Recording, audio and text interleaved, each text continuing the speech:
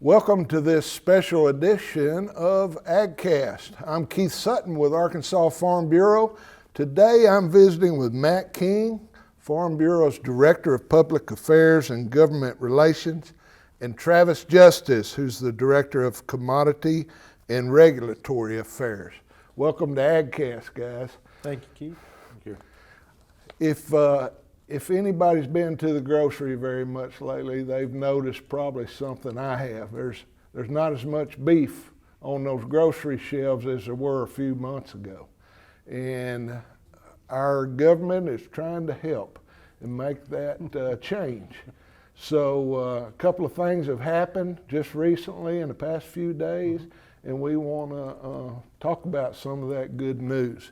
If you'd start, Matt, kind of introduce for everybody these legislative actions that might be helpful to us. There's been a couple of bills that have been filed on the House side in Washington, D.C., one by Chairman of the House Ag Committee, Colin Peterson, the RAMP Act, and that act is going to go out and it creates some grant programs up to $100,000 for facilities to go in and make upgrades here in Arkansas. We have a number of facilities that are known as a custom operation where folks can go in and get their meat processed for themselves, but they can't sell it to anybody unless they're going to sell the animal on a quarter. We can't sell a steak and those things. So these got some grant money available there to go in and do that. There's another bill that's going to allow, if you have state inspection, which right now in Arkansas we do not have. Hopefully after the next legislative session we'll be able to get that passed here in Arkansas. But if you have state inspected meat products right now, those can only be consumed within that state. But there's a bill that would change some of those things and allow you, if somebody purchases that online, to allow that traceability that you need to be able to sell these products online or across state lines. Travis, how do you think this is going to impact some of our local producers? How would something like this benefit farmers? Well, we currently have roughly 25 custom processing plants in Arkansas that process cattle on a custom basis. So there's 25 in existing today. And this proposed grant money would only be eligible to existing meat processors. So those are the eligible population of entities here that could qualify for that. And in order to move from a custom processing mode that they're in now up to where the necessary plant modifications to provide inspection services and retail sale of meat requires some expense outlay to get there. It varies by plant, I'm sure.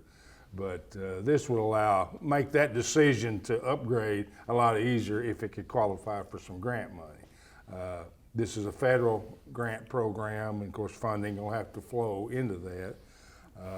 We're in hopes to also pursue some grant programs on a state level as well to provide incentive for these plants to capitalize on what has been an emerging and has been kind of during the COVID crisis a spiking market and interest in obtaining local meat supplies. And so these grant funds we see as real potential to at least provide the incentive. It's an individual plant decision to do it, but it'd provide the incentive there to open up some new market outlets for producers who want to raise cattle in that way, and also avoid some of the meat situations that we saw during COVID. On the other, if we have state inspection to allow that product to be sold in e-commerce, not shipping product, but just through e-commerce, so open up sales across state lines. So for those who want to market beef that way, that opportunity would be available given successful passage of this legislation. So there's a couple of opportunities here to provide some additional incentive to help grow that local meat, the sale of local meat, and by providing opportunity there, then that opens it up to more local producers to market a certain number of their animals that way. Travis mentioned there's a state aspect to this too, and you and I discussed that a little bit yesterday. Matt, can you talk to that a little bit more as to what that would be? I mean, I think there's some pretty big opportunities here from a state level. Like Travis said, we've got 25 facilities out there. 4 of them, Travis? Three of them. I'm sorry, 3 of them are federally inspected right now, which means that they can actually sell hamburger or steak to a consumer.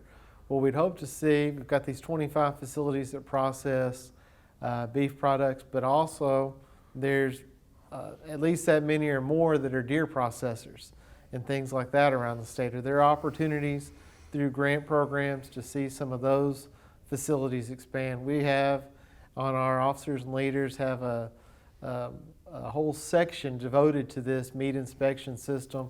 Going to have somebody from Missouri come in and talk about what they're doing in their state. They're the most recent, one of the most recent ones. I think back in 2000, they started a state program. We've got a number of farmers who are going through the federally inspected process, talking about what they have to do a little bit different on their farm. And then one of our staff folks, John McMinn, he does local foods here and specialty crops and different things like that here at Farm Bureau. John kind of talks about the trends, and while Travis talked about there's a spike in this because of COVID, this is something we've seen a lot of. Look around Little Rock. Look around Northwest Arkansas as you go to restaurants. You're starting to see more of a focus on buying something local. These restaurants want to have that. The consumers want to know where their products come from.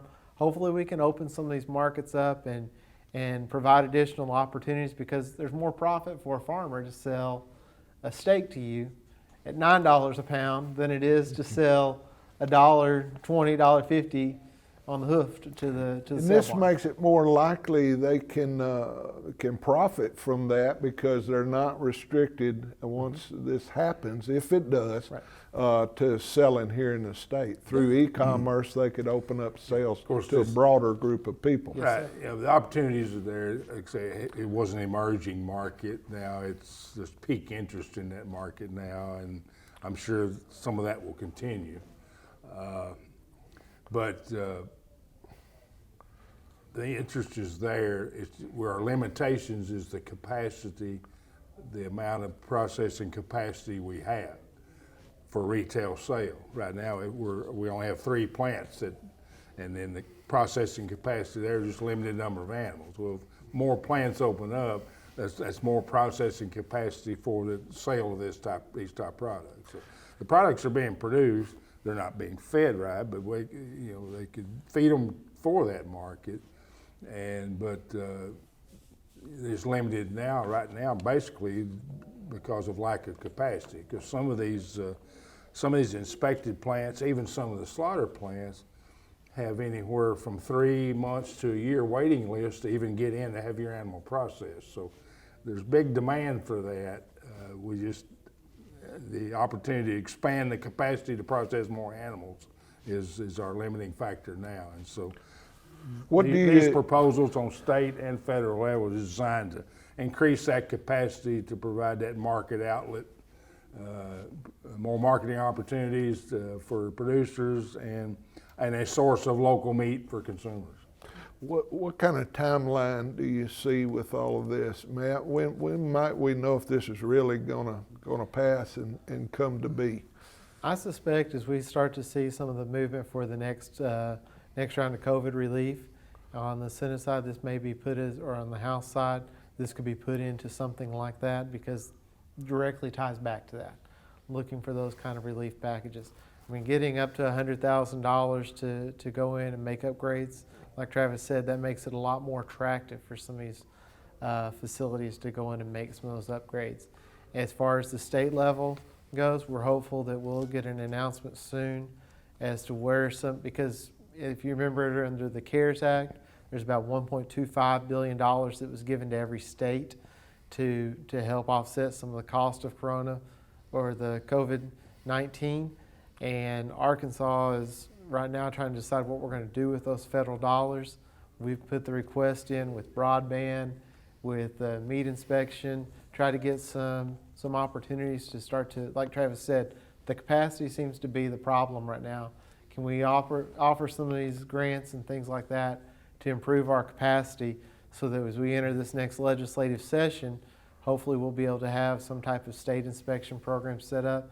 And these things start out fairly small. This isn't something that every consumer, every person is going to be able to go out tomorrow and get locally produced beef if they want it. But hopefully over time you can start to see these things. Talked about Missouri and others, they started out with 2 or 3 inspectors. Now they've got 30 some odd inspectors out there because over 10, 15 years you saw this thing grow.